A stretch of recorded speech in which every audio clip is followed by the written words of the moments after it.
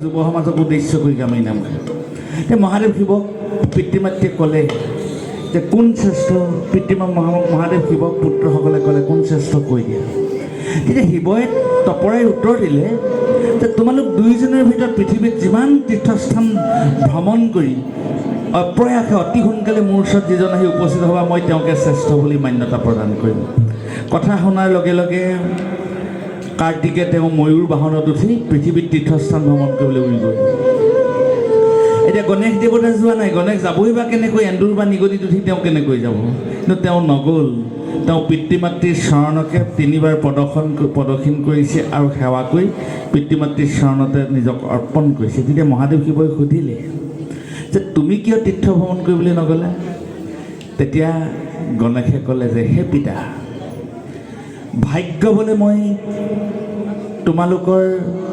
তোমাৰ ঔৰসত আৰু আই গৰ্ভত জন্মগ্ৰহণ কৰি মই জীৱন সাৰ্থক কৰিছোঁ, পৃথিৱীখনলৈ আহিছোঁ। গতিকে সতী সন্তানৰ জীৱনত পিতৃ মাতৃৰ চৰণ অবিহনে কোনো তীৰ্থস্থান থাকিব নোৱাৰে। আমিহে কওঁ হয় বৈকুণ্ঠ আমাক লাগিব, আমাৰ হৃদয়ত আছে বৈকুণ্ঠ, কিন্তু বৈকুণ্ঠলৈ যাওঁ বুলি নামঘৰত শৰাই দিওঁ বুলি যদি আই মাতৃগৰাকীক নিজৰ পিতৃ মাতৃক যদি অৱহেলা কৰি বৃদ্ধাশ্ৰমত থৈ শৰাই সঁফুৰা দিলেও ঈশ্বৰে নলয় কেতিয়াও। এই নামষাৰে তাকে কৈছে। সেইকাৰণে নতুন প্ৰজন্মক আগত এই নামষাৰ মোক বহুকেইজন বৰেণ্য ব্যক্তিয়ে কৈছে তুমি নাম গাবলৈ যাওঁতে এই নামবিলাক গাবা, আৰু তেখেতলোকৰ নিৰ্দেশ শিৰোগত কৰি ছাত্ৰ ছাত্ৰীসকলৰ কাৰণে গাইছে। বোলে তীৰ্থভ্ৰমণলৈ যাবই নালাগে, নাই কতো পুণ্যস্থান, পিতৃ মাতৃৰ সেৱাই সৰ্বশ্ৰেষ্ঠ ধৰ্ম, সেয়ে হ'ব বৈকুণ্ঠ ধাম, অ সখী হওক তুষ্ট হৈ ভগৱান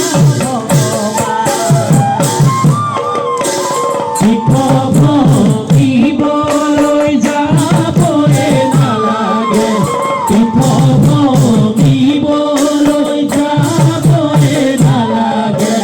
নাই কতো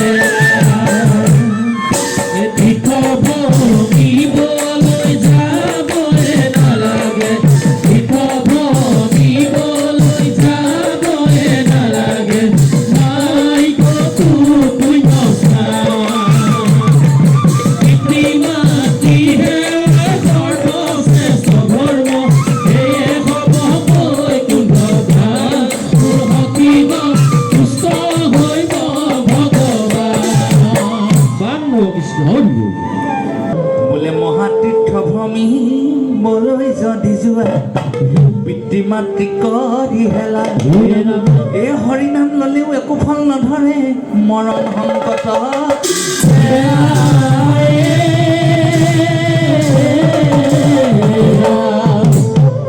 পিতৃ মাতৃৰ অন্তৰত দুখ দি সতী সন্তানে যদি দেশে বিদেশে তীৰ্থ ভ্ৰমণ কৰিবলৈ যায় ঈশ্বৰে সেই সেৱা গ্ৰহণ নকৰে। আৰু আপোনালোকে জানে গীতাত এটা কথা শ্ৰীকৃষ্ণই অৰ্জুনক কৈছে যে অৰ্জুন তুমি জানানে শ্ৰেষ্ঠ ধৰ্ম কি? শ্ৰেষ্ঠ ধৰ্ম হৈছে গাহস্থ ধৰ্ম। গাহস্থ ধৰ্ম মানুহে ল'ব লাগিব, বিষয় বাসনাত নিজকে নিয়োগ কৰিব লাগিব। বোলে মাধৱে বুলন্ত সখী শুনা ধনঞ্জয় বিষয় নহ'লে এইটো দেখা যে নহয়। এই বিষয় বাসনা হ'ল বুলি বিষয় সংসাৰ পাতিলোঁ বুলি ঘৰ বাৰী আমি কৰিলোঁ বুলি যদি পুত্ৰ পৰিবাৰৰ লগতে ব্যস্ত থাকি আমি যদি যুৱকসকলে আমি যদি মানুহসকলে নিজৰ পিতৃ মাতৃক যদি কষ্ট দিবলৈ হয় আমাৰ ল'ৰাখিনিক কওঁ তোমালোকো পিতৃ মাতৃ হ'বা, কিন্তু বৃদ্ধাশ্ৰমলৈ যাবলৈ যদি ইচ্ছা নাই তেতিয়াহ'লে নিজৰ পিতৃ মাতৃক গুৰু হিচাপে সেৱা কৰা। পিতৃ মাতৃ অবিহনে কিন্তু ভকতি পৃথিৱীত কেতিয়াও শ্ৰেষ্ঠ হ'ব নোৱাৰে। সেইটো বাৰে বাৰে ডাঙৰ কথা। মাধৱে বুলন্ত সখী শুনা ধনঞ্জয় বিষয় নহ'লে এইটো দেখা যায় নহয় বোলে হেন বিষয় অতমজি। এই বিষয় বাসনাৰ লগত থাকি ল'ৰা ছোৱালীৰ লগত ব্যস্ত থাকি সতী সন্তানৰ লগত ব্যস্ত থাকি পুত্ৰ পৰিবাৰৰ লগত ব্যস্ত থাকি পিতৃ মাতৃক যদি এলাগি কৰে কি হ'ব? জমে যন্ত্ৰণা দিব জানি পানি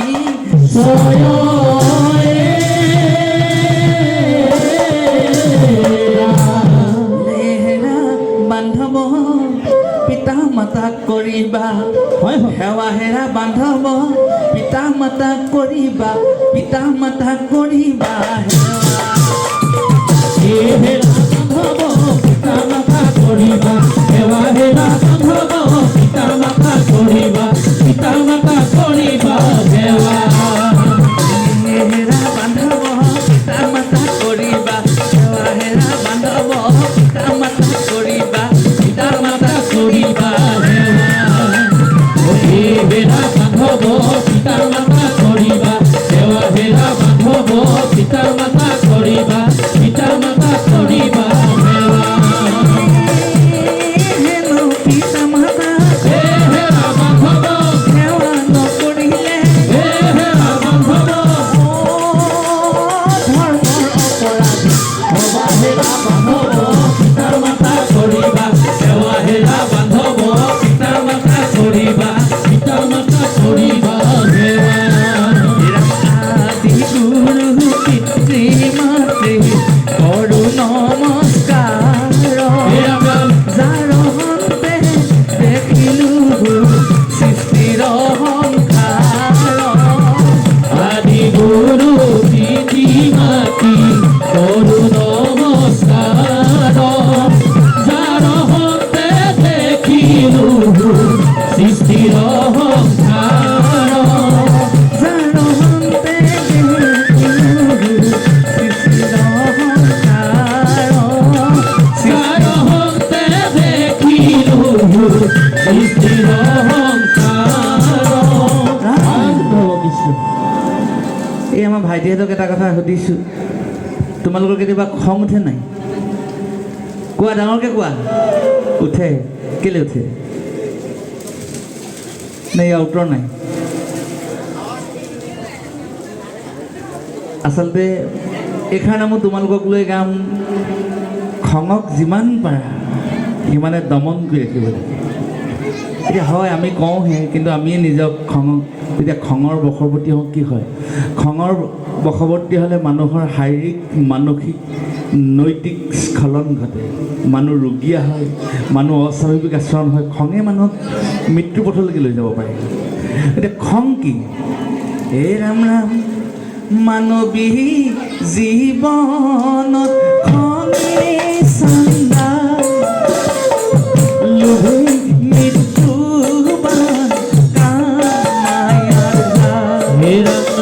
মানৱী জীৱন খঙে চান্দা লোভে মৃত্যুৰ বাট কামায়াৰ জাল মোহেয়া কোমহা পাপৰ সমান জানি মনুষ্যগণে চিন্তিবা কৈলা জানি মনুষ্যগণে চিন্তিবা কৈলা হে মানৱী জীৱনত খঙেই চান্দা লোভেই মৃত্যুৰ বাট কামায়াগা মোহে কুমহা পাপৰ সমান জানি মনুষ্য গধে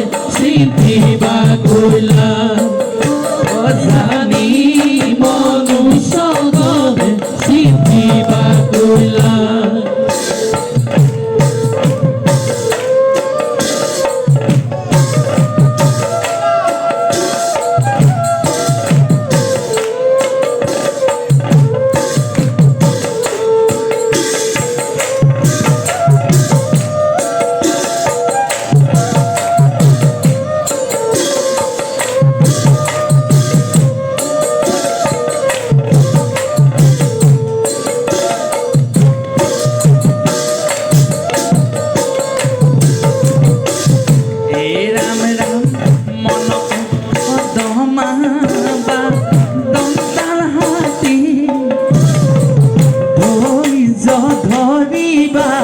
হৃদয়ত বান্ধি মনক দমাবা দন্দাল হাতী ধৈৰ্য ধৰিবা হৃদয়ত বান্ধি কামক উঠা লোভ মোহক নিদিবালা